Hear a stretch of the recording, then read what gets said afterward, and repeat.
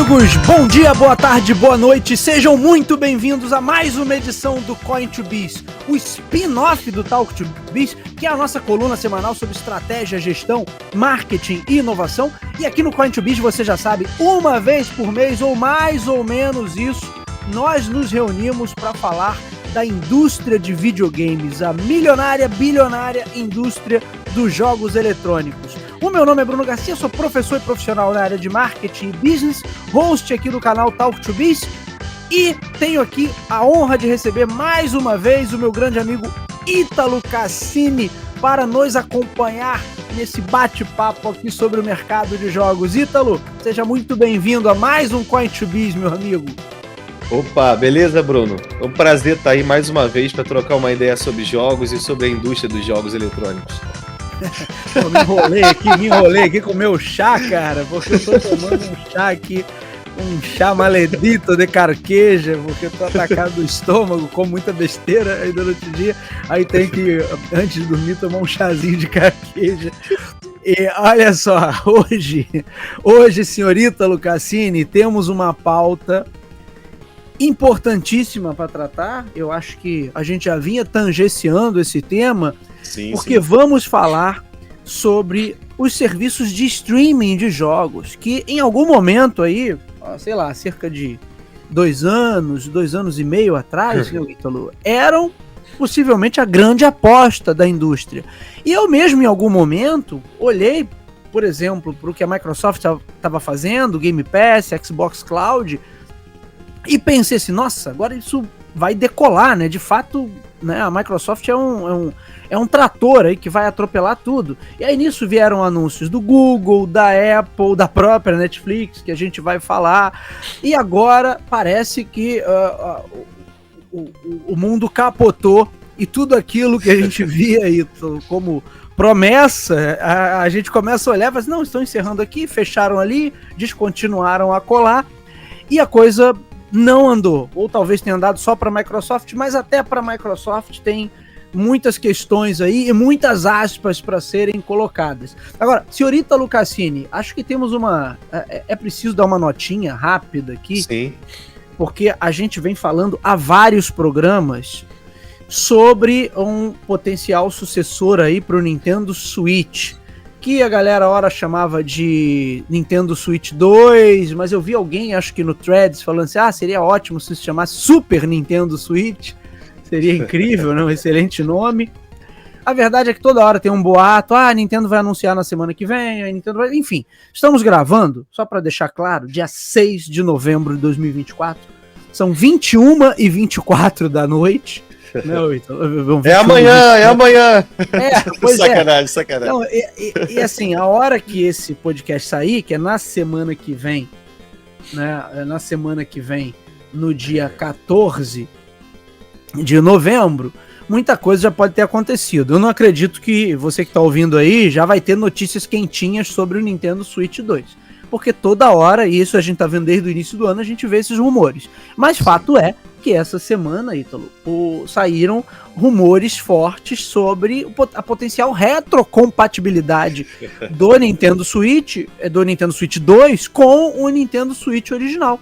E era uma coisa que a gente já vinha falando aqui, tem vídeo que eu gravei na época do review, só para falar sobre isso, para que a Nintendo não quisesse reinventar a roda e trazer uma inovação muito forte, que com isso ela poderia desconsiderar todo esse patrimônio de marca, vamos dizer assim, que ela já construiu com o Nintendo Switch, toda essa base instalada.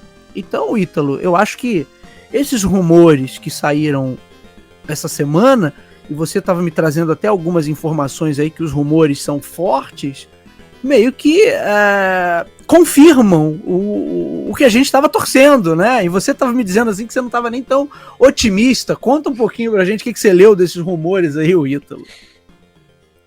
Então, vem sendo divulgado há um tempo umas fotos de um aparelho desmontado, né?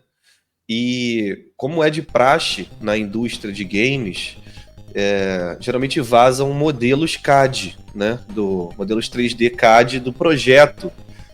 Às vezes numa parte ali, às vezes não final, mas um modelo ali no meio do processo, né? Isso aconteceu com o MetaQuest, quase todas as versões. Aconteceu com outros headsets, aconteceu com alguns consoles, né?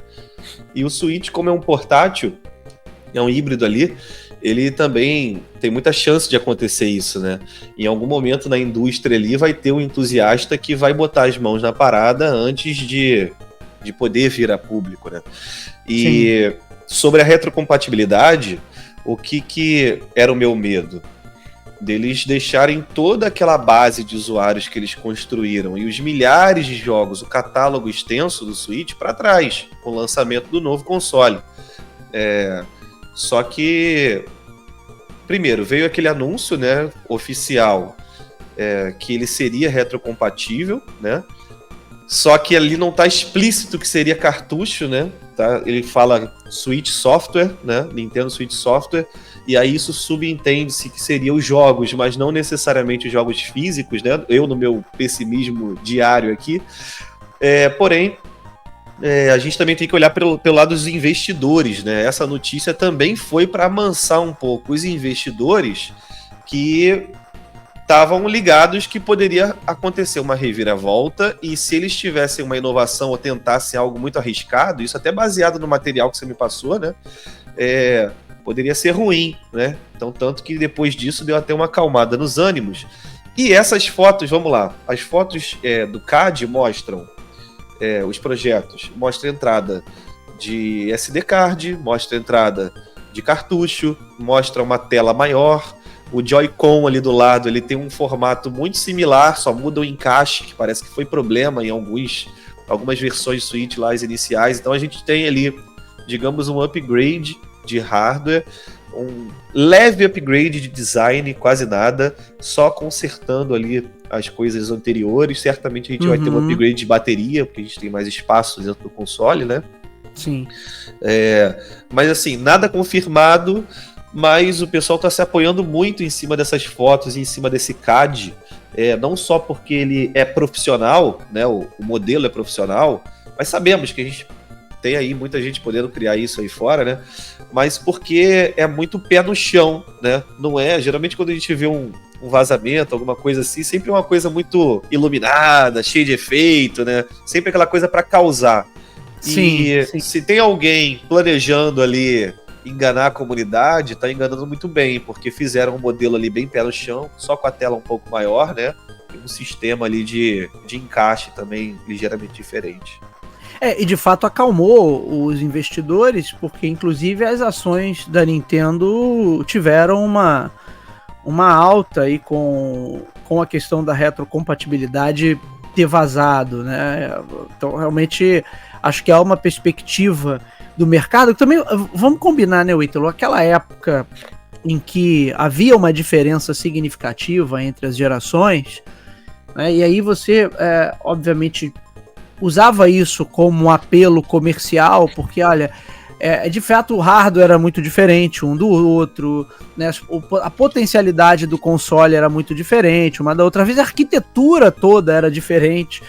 Então, em alguns momentos, a retrocompatibilidade era de fato difícil ou mesmo inviável, porque você estava falando de arquiteturas de hardware muito diferentes.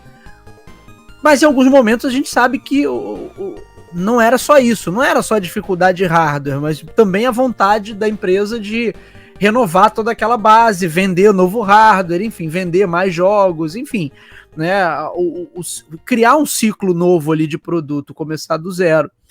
E hoje eu acho que essa mudança de geração não tem mais o mesmo apelo, né? Porque na verdade você não vai ter mais diferenças significativas entre os jogos. Da mesma forma que você não vê do PS4 pro PS5, você não vê uma diferença tão grande assim, significativa, que fala assim, nossa, que você consiga olhar e diferenciar, nossa, essa aqui é a geração do PS5, essa aqui é a geração do PS4. Naquela época a gente diferenciava, né? Isso aqui é Master System, isso aqui é Mega Drive, e isso aqui é Sega Saturn. Era fácil, estava evidente ali. Agora não mais. Então acho que também é muito mais plausível que os fabricantes pensem, a partir de agora, em atualizações de hardware, do que de fato de criar um ecossistema novo, né? Pelo menos me parece uma ideia melhor. Assim, e tem também aquela questão, né? Já se testou muita coisa, né? já se testou muita coisa, principalmente a Nintendo, já testou muito hardware, muita coisa diferente, sensores, movimento, vibração.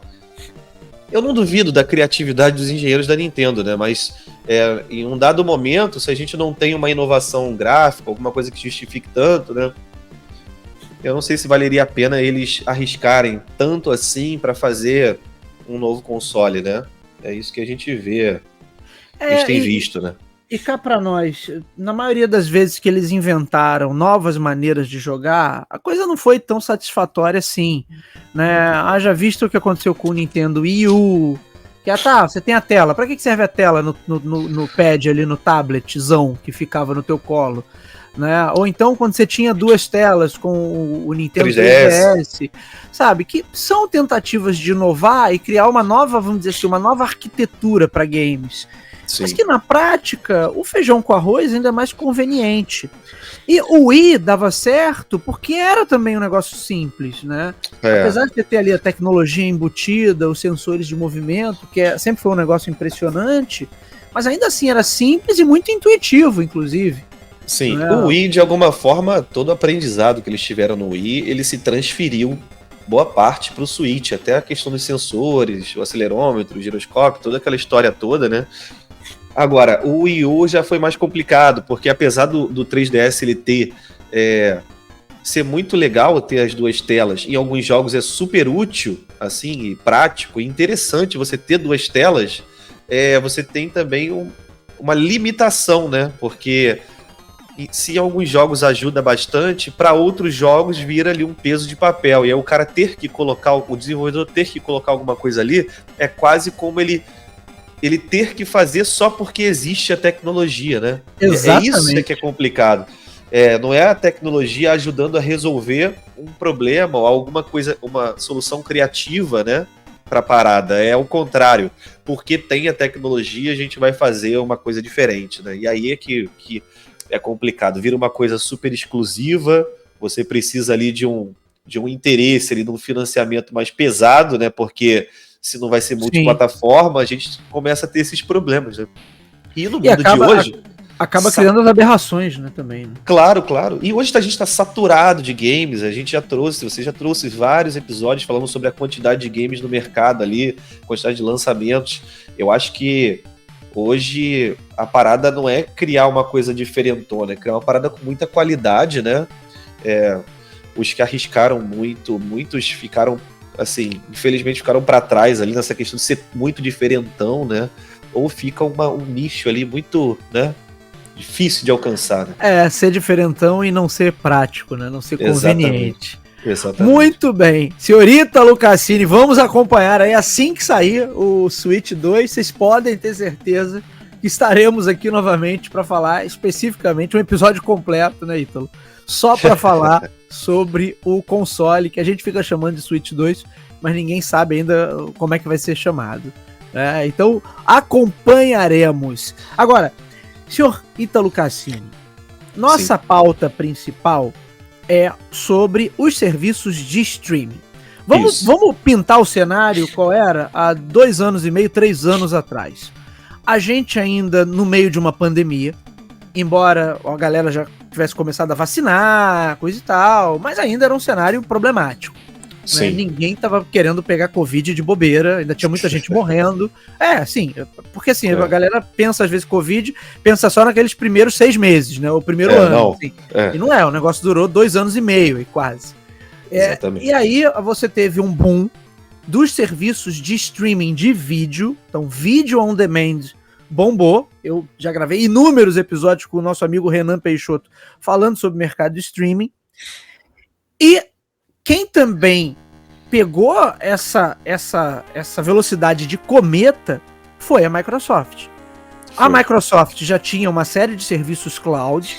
A Microsoft se posicionou com o Teams para ocupar espaço em uma série de mercados, inclusive o mercado educacional, onde a galera sabe que eu atuo, né? Então, assim, muitas escolas, faculdades, instituições de ensino por aí adotaram o Teams como ferramenta e como plataforma para as aulas ao vivo, as aulas remotas, né, no período da pandemia. E a Microsoft tinha o seu serviço Game Pass, que já era um sucesso, mas ela tinha toda a arquitetura, disponível para lançar o seu serviço de jogos na nuvem, o Xbox Cloud. E aí o Xbox Cloud começou a aparecer muito mais porque as pessoas começaram a perceber que, olha, eu posso, né, eu não preciso ter um Xbox, eu posso ser um assinante da Game Pass com aquela assinatura mais premium ali, que dá acesso ao cloud, e você pode jogar num notebook, num celular. Hoje em dia tem modelos de TV que já vem com o aplicativo do Xbox ali pré-instalado de fábrica. E no meio desse turbilhão todo, a Netflix, que era a número 1 do streaming de vídeo, anunciou: vocês querem saber de uma coisa? A gente vai entrar no mercado de cloud gaming também, e vamos fazer streaming de jogos. E nada mais justo, né? Ela já tem toda a arquitetura tecnológica para dar conta disso. Com certeza. Embora o vídeo seja muito diferente do jogo, porque o jogo tem interação ali, feedback constante. Sim, né? Mas ela já, exato, mas ela já tinha sei lá, 70% do caminho andado.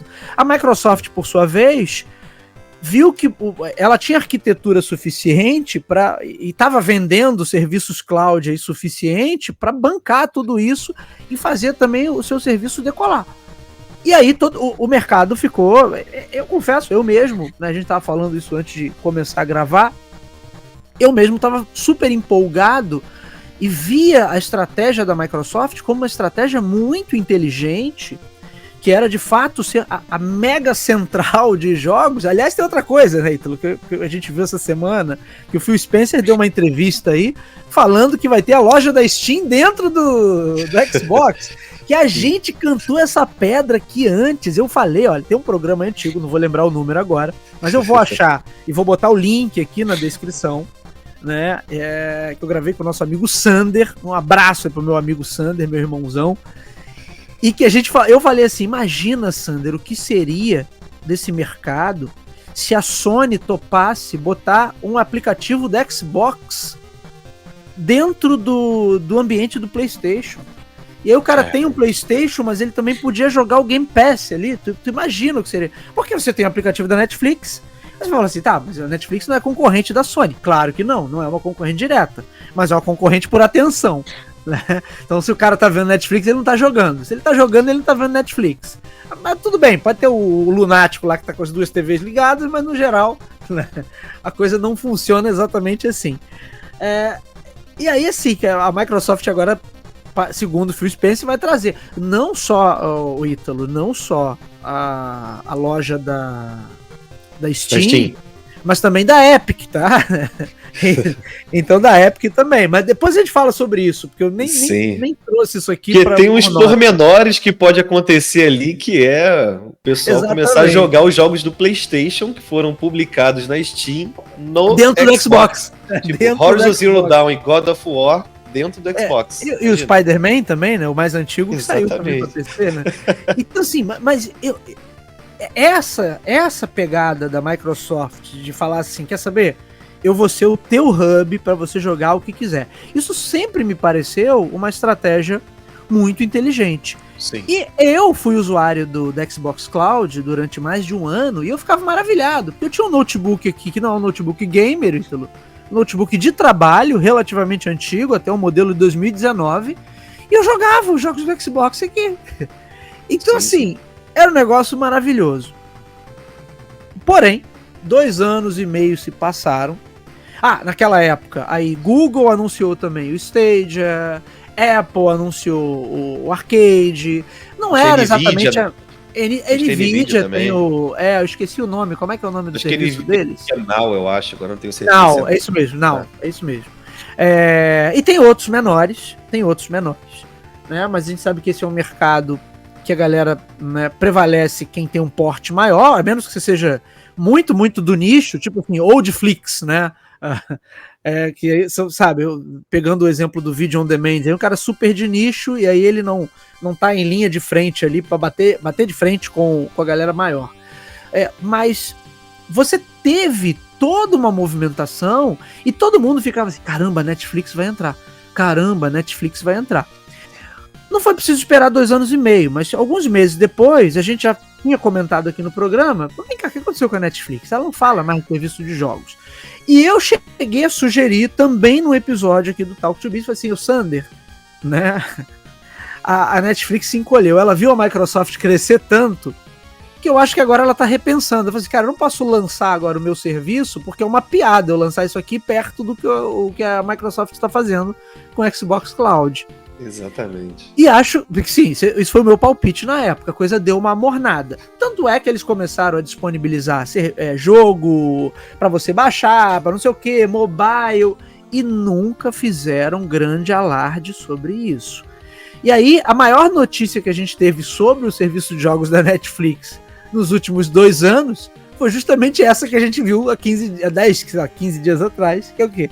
Netflix encerra o seu projeto, eu esqueci o nome do projeto que eles davam ali, Projeto Azul, como é que era o nome? Fugiu agora, mas enfim. É Blue alguma coisa, eu acho que era um dos estúdios que eles tinham montado especificamente para poder fazer os jogos mais... Os jogos AAA, exatamente. Contrataram um diretor de arte lá da Santa Mônica Studios, um brasileiro, inclusive, né? Eu falei sobre isso, dei uma notinha no Up to Date.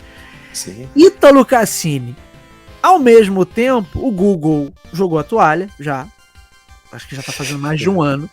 Sim. Né? Apple, a Apple, ela vende lá pros assinantes dela, então o que entrar mais ali é jogo de serviço. Eu já gravei um episódio aqui sobre isso. Na área de serviços, a Apple já fatura mais do que a Nike e o McDonald's juntos, só com seus serviços de assinatura. Então, assim, tá tudo certo, não precisa de AAA, não precisa de Spider-Man, nem de GTA. Só com isso aqui mesmo que eu tenho, já tá ótimo, já tá funcionando super bem. Não quero entrar nessa briga. E Microsoft, que a gente olhava e falava assim, nossa, Microsoft, quem vai parar a Microsoft? Foi o título de um dos episódios do Coin to Biz. Microsoft comprou a Activision, meu Deus, o mercado super preocupado, a Sony roendo as unhas. E aí, a Microsoft agora mandando uma opção de gente embora, fechando o estúdio, as vendas do PS5 dispararam, as vendas do Xbox, como a gente já falou num programa recente, estagnaram. Foi. E acho que também porque as pessoas olham, eu não preciso comprar o Xbox, eu posso assinar. E aí, não sei, aí a discussão é, o streaming de jogos de fato afundou? Ou ele só não chegou na maturidade?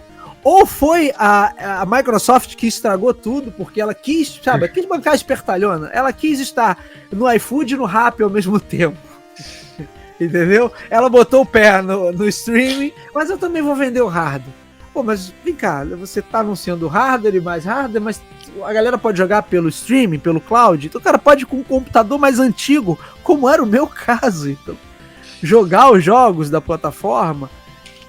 Então assim, ou será que a ideia do streaming mesmo é que não se consolidou, porque no final das contas a galera, o público gamer ainda é um público tradicional na forma de consumir esse conteúdo que são os jogos, e por isso PlayStation 5 bombando e a Steam bombando, porque a Steam também não é um serviço de streaming, né? Você compra o jogo e baixa, e o jogo é teu, tá na tua biblioteca.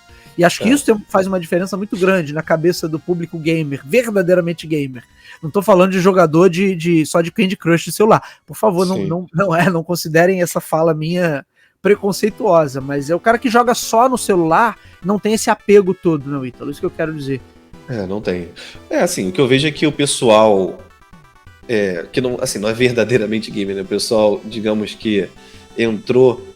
Vamos reformular essa frase, senão a galera depois vai ficar criticando a gente. Os novos não gamers. Gamer raiz. Não gamer raiz. Que não é gamer raiz. Aquele cara que entrou no cenário gamer na pandemia, durante a pandemia, e conheceu, por exemplo, o Xbox Game Cloud, eles têm mercado ainda para esse pessoal, né? Porque o pessoal que entrou curtiu e não vê necessidade de comprar um console. Absolutamente necessidade nenhuma. Tanto que, por exemplo, jogos como esse Call of Duty novo que lançou, o 6, é disponível dia 1 com Game Pass. Então, assim, o cara não vê nem necessidade de comprar console, principalmente da Microsoft. O cara que vai pro PlayStation, ele é um pouco mais raiz, né? ele quer ter os jogos, ele quer jogar naquele ambiente que tá mais familiarizado sem ser por streaming, né? Ele quer jogar o jogo ali numa performance esperada. E o PC Gamer tem a barreira de entrada do PC, mas tem ali uma biblioteca gigante de jogos, né, para o cara acessar. Então, assim, de todos os streamings, o único que sobra mesmo é o da Microsoft, né? Até por conta da quantidade de jogos e a qualidade, digamos assim, da parada, né? Tanto que naqueles testes que você mandou, o pessoal fez um ranking, né? E acaba que o Game Pass é o que mais se aproxima do cenário ideal, né? Digamos assim. O cloud da Microsoft. E, por outro lado, a gente tem quem compra o console. Então, assim, eu acredito que no cenário de hoje é muito difícil alguém comprar um Xbox, visto que, já vai estar tudo ali dentro, né? Vai estar tudo dentro do cloud, né? Então, minha dúvida é se a Steam vai ficar dentro da loja do Game Pass ou se ela vai poder ser instalada no Xbox para baixar os jogos e tudo mais, ou vai ser algum esquema de streaming também, né? Porque se for streaming, aí matou o console, né? Porque, inclusive, a gente tem os jogos que são disponíveis para o Xbox, os que não estão dentro da loja, mas os que são compráveis, certamente no Steam é muito mais barato. No lançamento é 30% mais barato, na largada. Muitos jogos que lançam multiplataforma. Então isso não ficou claro para mim. Eu não sei se isso já tá explícito em algum lugar. Mas se for... Acho que não, o Ítalo. Porque ainda tá muito na fala assim. O Phil Spencer falou, eu não sei se foi no podcast lá da própria Xbox, ou se foi alguma entrevista que ele deu em algum evento. Não tá muito claro exatamente como isso vai funcionar, né? Porque dependendo da forma que funcionar, vai mudar completamente, mais uma vez, como as pessoas vão consumir jogo, né? Porque aí a gente vai ter uma liderança da Microsoft nessa questão do streaming, que já tem, mas aí só fica mais evidente ali, né? E mais pra frente a gente não tem mais as outras empresas fazendo streaming, porque é muita parceria, muita coisa inserida dentro do plano do Game Pass pra ser vencido por um concorrente, assim, né? Tem. E a gente precisa também até ter o cuidado, Ítalo, de diferenciar uma coisa. Por quê? Porque, na verdade, você tem o cloud game, o streaming de fato, e você tem os serviços de assinatura. Exatamente. Como a PS Plus, a Sony também tem um streaming, né? Que ela fala pouco, eu esqueci o nome agora. Ela fala pouco porque o negócio também nunca engatou, né? Mas ela também tem um serviço de streaming dentro da arquitetura ali do PlayStation. O PlayStation Now, tô vendo aqui. Now, beleza, o PlayStation Now. Então, assim, tem a questão do streaming em si, que em algum momento a galera pensou que era o futuro. Não, agora, você não precisa mais ter o jogo. Mas, na verdade, você já tem a assinatura.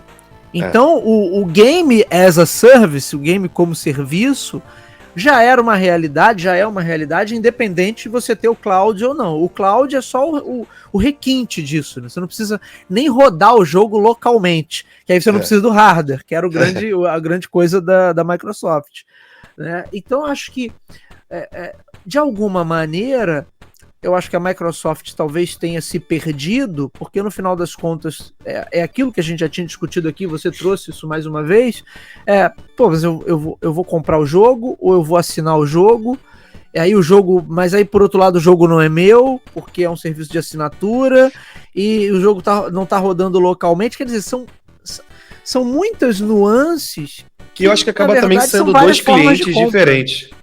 Sim, mas eu acho que também acaba virando dois clientes diferentes, né? Tipo assim, eu não consumo streaming de jogos. E até aqui esse episódio eu não tenho previsão de consumir streaming de jogos. Mas... o gato subiu na máquina aqui. Fui tirar. Relaxa. Mas eu vou te falar, eu consumi streaming de jogos durante um tempo. Não foi... É claro que falhava em alguns momentos. Não, assim, não é nem pela falha. É mais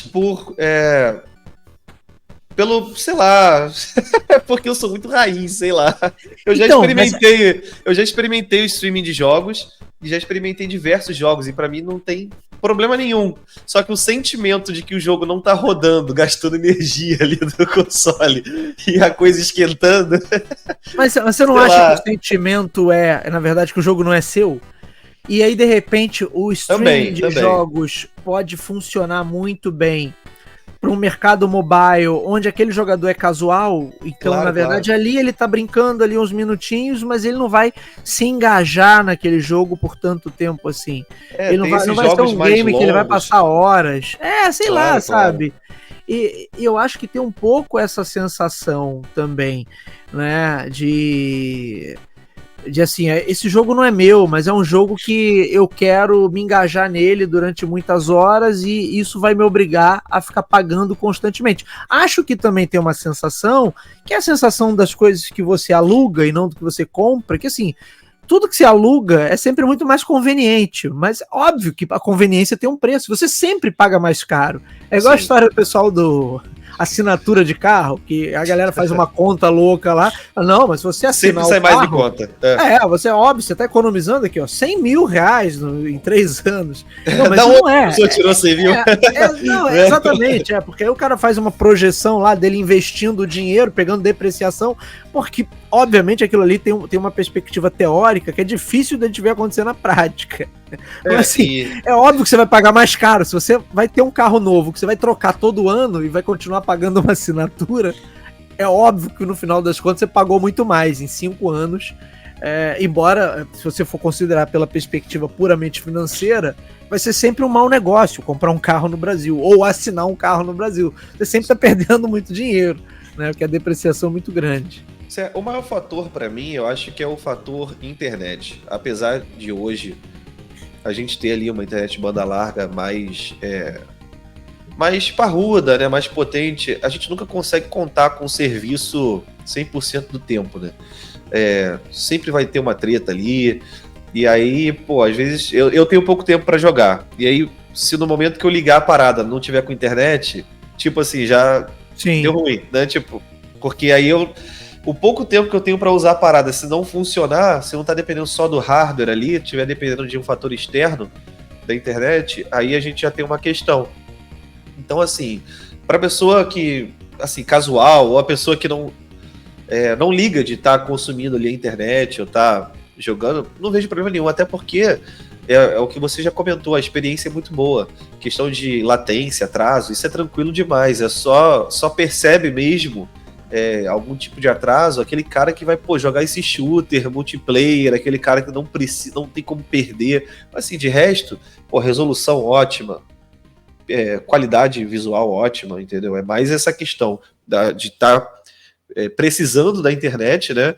E ter que contar com isso para poder engajar numa parada que é aquilo, né? É o sentimento de que você tá alugando o negócio e ainda assim não consegue usar, né? Tipo isso. Esse sentimento.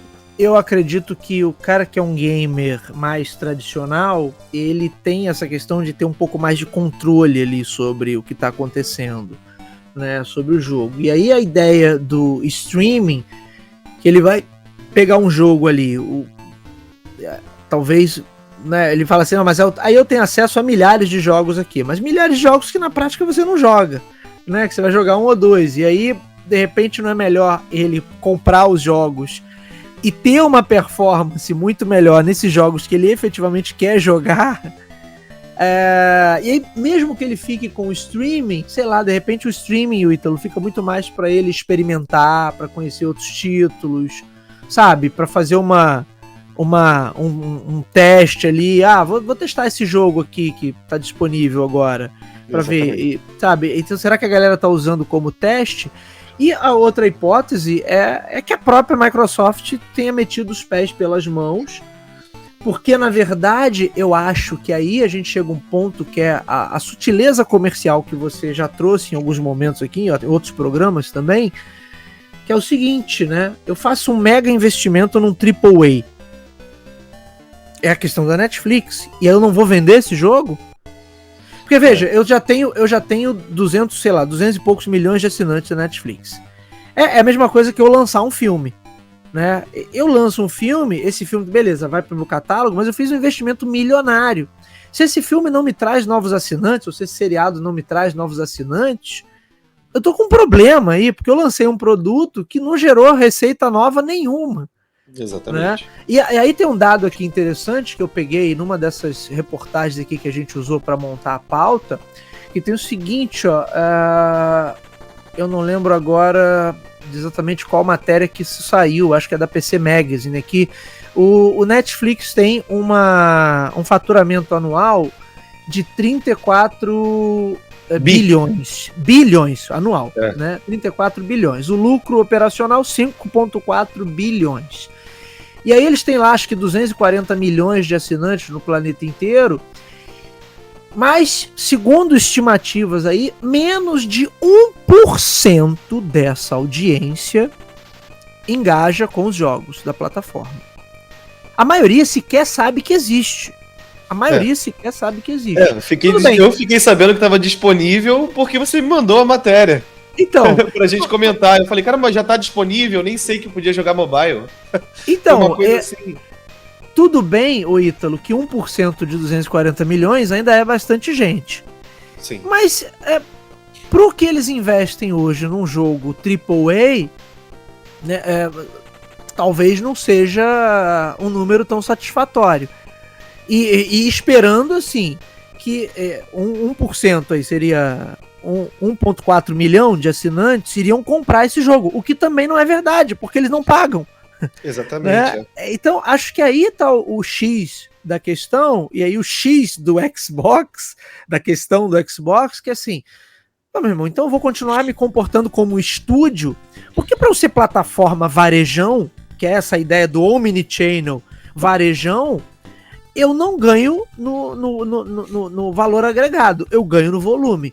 Eu tenho, segundo estimativas aqui, são 34 milhões de assinantes do Game Pass, 34 milhões de assinantes, não necessariamente todos no modelo mais alto, que inclui o Xbox Cloud, mas cai no mesmo problema, porque é assinatura também, o cara não está comprando o jogo.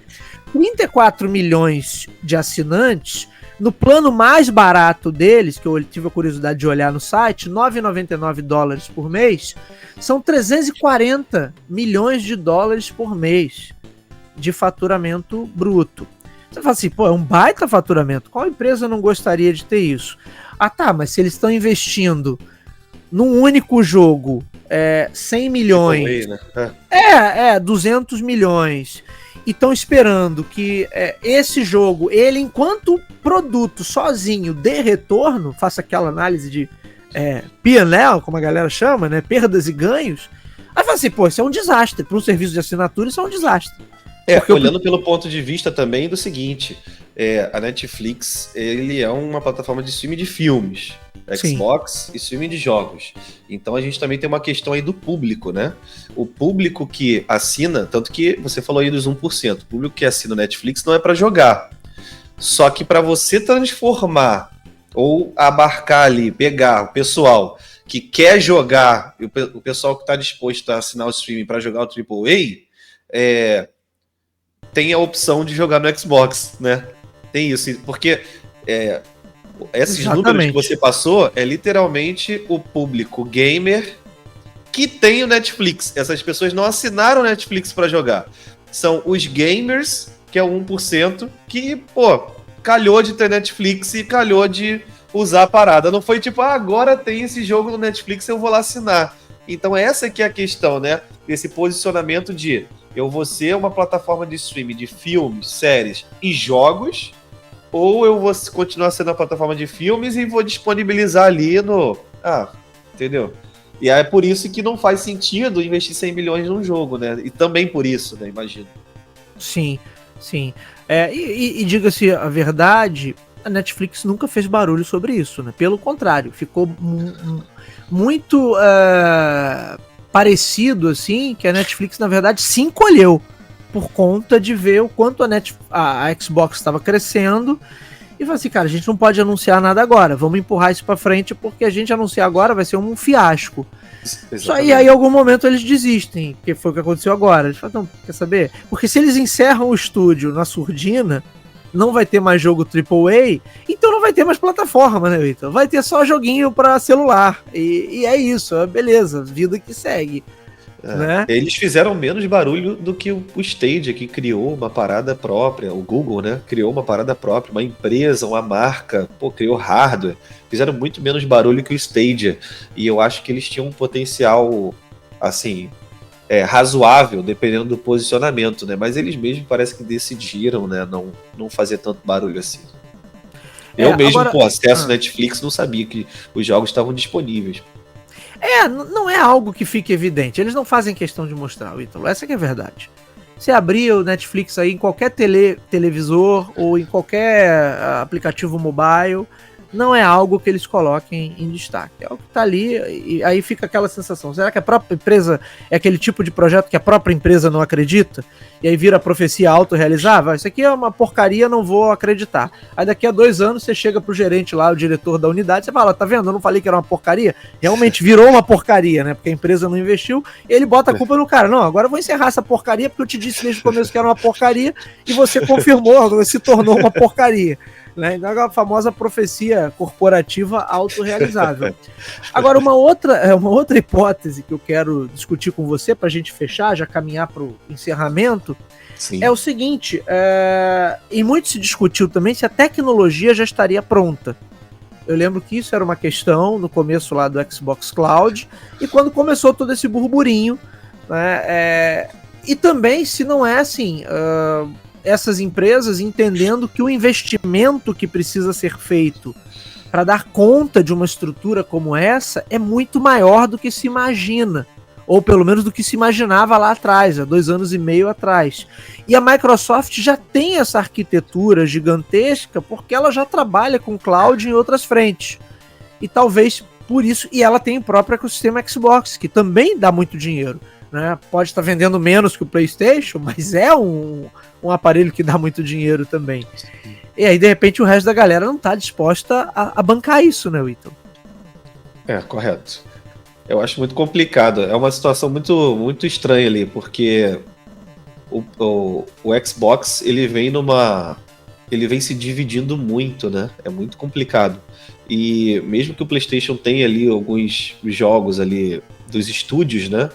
Ele parece que mudou. O que eu consigo enxergar hoje é que quem compra o Xbox não é a mesma pessoa que compra o PlayStation no sentido de cliente, entendeu? Tipo, eu não sei, eu acho que mudou o perfil da parada, sabe? Mudou o perfil da parada. Eu vejo muita gente com o Xbox compra por causa do lance da central de entretenimento. Então, tipo assim, muita gente com o Xbox usando Netflix, sabe? Usando ali serviço tipo YouTube, essas coisas assim. Não só para jogar também, né? Tem isso. Na verdade, o Ítalo, porque, na verdade, assim, a nossa confusão e a dificuldade de definir é porque a própria Microsoft também não definiu essa estratégia, por isso a gente fica confuso. Porque quando ela bota o aplicativo do Xbox dentro das TVs, por exemplo, da Samsung, ela diz assim, bom, tô querendo vender assinatura. Ok, vender assinatura não vende hardware. Sim. Então não pode reclamar que o hardware tá vendendo pouco. E vender assinatura também não vende o jogo. E se não vende o jogo, não pode reclamar. Então se não tá vendendo o jogo, por que diabos comprou a Activision, por exemplo? Então. Se eu não quero vender jogo, se eu quero ser só o varejão, então eu vendo, eu sou a plataforma e vendo o que os outros produzem. O negócio é que a galera entra numa vibe, numa loucura corporativa total, de assim, não, a gente vai pegar de uma ponta a outra. Então eu vou ser o cara que produz o jogo, eu vou ser o cara que tem o hardware, eu vou ser o cara que tem a plataforma online de vendas, eu vou ser o cara que tem o cloud e eu vou ganhar dinheiro em todas as pontas. E aí começa, em algum momento, uma ou outra começa a ratear, ou todas, né? Porque se o público também não entende muito bem a proposta de valor, a coisa fica meio difícil de se realizar na prática. Eu acho que é confuso, porque se a pessoa compra uma TV Smart hoje, liga a TV e tem um aplicativo do Xbox e ela só precisa comprar um controle, e é uma pessoa que, tipo assim, é um gamer casual, não é um cara que teve outros consoles, ou sei lá, ou não é aquele cara que tá sempre comprando o console, eu acho que essa pessoa não vai ter motivo nenhum para comprar um console, ela nem vai pesquisar sobre o console. Ela vai assinar ali o Xbox e é isso, e vai jogar ali esporadicamente.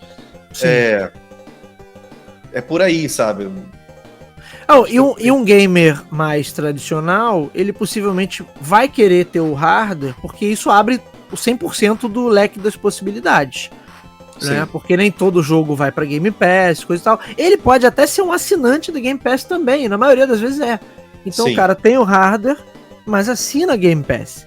Porque ainda tem a questão que acontece hoje. Agora, aí eu vou ter que ver se posso estar chutando, mas no PlayStation e no Nintendo, você não joga mais online se você não tiver uma assinatura, nem que seja a mais básica possível.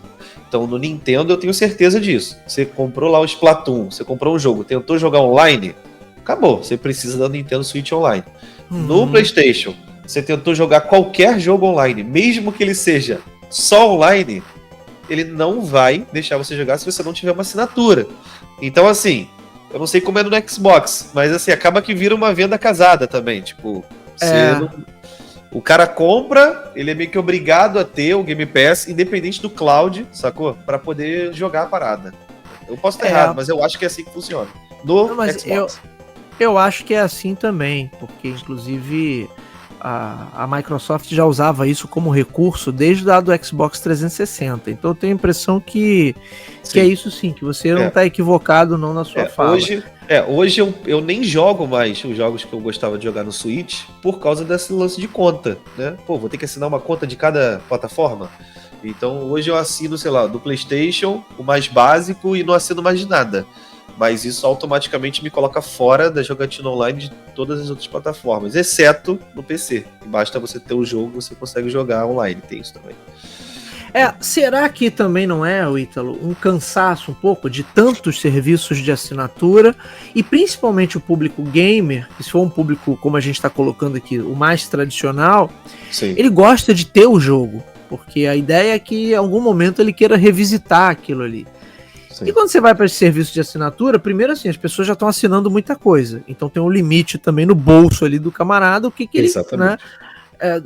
Não é mais como naquele primeiro ano da pandemia, que todo mundo durante um momento assinou praticamente tudo, porque a gente só ficava dentro de casa, né? Essa fase acabou. Então acho que tem uma questão do camarada ponderar, não, isso aqui eu vou assinar, isso aqui eu não vou assinar porque não é essencial, não tô quase jogando. Como eu fiz também, eu cancelei a assinatura do Xbox porque eu não tava quase jogando. Embora considere o produto valioso, assim, mas tava jogando, então não vou ficar pagando. Então quando você tem o jogo em si, você comprou uma vez, não importa se é 300, 400 reais, mas a hora que eu quiser jogar, eu vou jogar, independente de qualquer coisa. Exatamente. E a assinatura, as pessoas hoje estão mais conscientes em relação a esse serviço de assinatura, que assim, putz, o negócio não vai ser meu, e eles podem tirar do catálogo a qualquer momento, quer dizer, ainda tem isso, restrições, né? Ainda tem isso. Tem jogo que, tipo, eu vi entrando lá no Xbox ou no próprio PlayStation. Eu falei, pô, legal, esse jogo aqui tá no catálogo. Aí você fica na cabeça, beleza, eu vou jogar isso aqui em algum momento. E aí você não adquire, não faz nada, simplesmente tá lá no catálogo pra você. E aí, um tempo depois, tipo, 1 ano, 2 anos depois, você vê, ó, esse jogo vai sair do catálogo. Eu, putz, agora você vai ter que comprar, se você quiser. Exatamente. Agora, também não é, Ítalo, também não é, então, uma questão de hardware, de hardware não, de tecnologia, quero dizer. De falar assim, não, o streaming de jogos ainda tá longe da sua performance ideal e por isso não tá atraindo o público, porque a galera se preocupa ali com a transmissão de dados, com a latência. Não me parece ser isso também. Não, até porque de todo o público gamer que a gente tem por aí, não é a totalidade que se preocupa com isso, né? Então não é também uma questão assim, a tecnologia não está pronta. De repente, daqui a alguns anos... Não, tá. O pessoal tem tido uma experiência ótima. Se você vai ver na internet, o pessoal usa o cloud gaming tranquilamente no Xbox. Hoje em dia isso não é tanto um problema. Talvez para algumas pessoas que não têm ali uma internet de banda larga, ou tem uma estabilidade muito alta na região, ou mora, por exemplo, num estado que fica muito... que aí tem uma latência maior por conta dos servidores, que ainda tem isso, né? a gente não tem servidores do Xbox Game Cloud em todos os estados do Brasil. Então, quanto mais próximo de São Paulo, por exemplo, melhor é a experiência, né? Eu tô falando isso por uma experiência isolada minha em servidores da Sony, de jogos da Sony. Mas é possível que tenha centrais em outros lugares, né? Muito bem. Senhorita Lucassini, então podemos concordar aqui, só pra gente fechar de vez, né, que o streaming de jogos em algum momento pareceu muito promissor. Sim. Mas agora ele deu não vou nem dizer uma amornada, deu uma esfriada boa. E a gente ainda tem uma potência nesse sentido, que é a Microsoft, mas que, sei lá, talvez esteja aí um pouco indecisa em relação à melhor maneira de conduzir a estratégia, que, de novo, considero, né, o que a Microsoft vinha fazendo, considero fenomenal. E aí o Phil Spencer, de fato, ele mostra que ele tem essa mesma vibe, eu quero criar a central definitiva de jogos, né? E todas as experiências vão passar por mim. Quando ele fala em botar Steam Deck e a Epic Games dentro do ecossistema Xbox. Eu não consigo nem enxergar. Tempo, eu não consigo nem enxergar um lançamento de um novo console para rivalizar pesadamente a Sony, porque depois de todo esse rolê de streaming, né, de colocar loja e tudo mais, eu nem enxergo mais o Xbox como assim uma... É o que eu falei, parece que mudou assim, o tier dos clientes. Tem clientes diferentes, né? Parece que eles conseguiram dividir um pouco. Eu não sei se existe ainda essa rivalidade entre a Sony e a Microsoft nesse sentido. Até porque ambos não têm jogos exclusivos mais. A Sony está enfiando a biblioteca dela toda na Steam. E o Xbox está em todo lugar. Então, não é nem mais justificativa comprar um ou outro porque tem um jogo exclusivo. Isso não existe mais, né? Não, mas a Sony ainda gosta de trabalhar essa questão da exclusividade, né? A Microsoft ainda tem alguns poucos, né? Ainda tem. Você vê que eles estão ainda numa crise de identidade, Rito. Eles estão numa crise de identidade. E há um ano atrás se viam aí como grandes rivais, né? Tanto que a Sony tentou botar água no chope aí da Microsoft com a história da compra da Activision até o último momento. Ela só parou quando ela viu que não dava mais, que a justiça já tinha liberado. Senhorita Lucassini, estamos com isso, chegando ao final de mais um episódio do Coin2Biz. Quero te agradecer por mais essa participação aqui no nosso programa, meu amigo. Eu que agradeço aí a oportunidade de trocar essa ideia. É isso, meus amigos. Eu agradeço ao querido Ítalo Cassini e agradeço a você que está nos ouvindo ou está nos assistindo. O Coin2Biz, você já sabe, ele integra o feed do Talk2Biz e está disponível nas principais plataformas de podcast da atualidade e também na versão em vídeo no nosso canal no YouTube. É isso, meus amigos. Hoje ficamos por aqui. Nos vemos na próxima... Ô, Ítalo, assim que sair o Switch 2... Vou deixar o compromisso aqui com nossos ouvintes, nossos espectadores. Estaremos aqui falando sobre isso. Com certeza. Aguardem. Falou, com certeza. Até a próxima.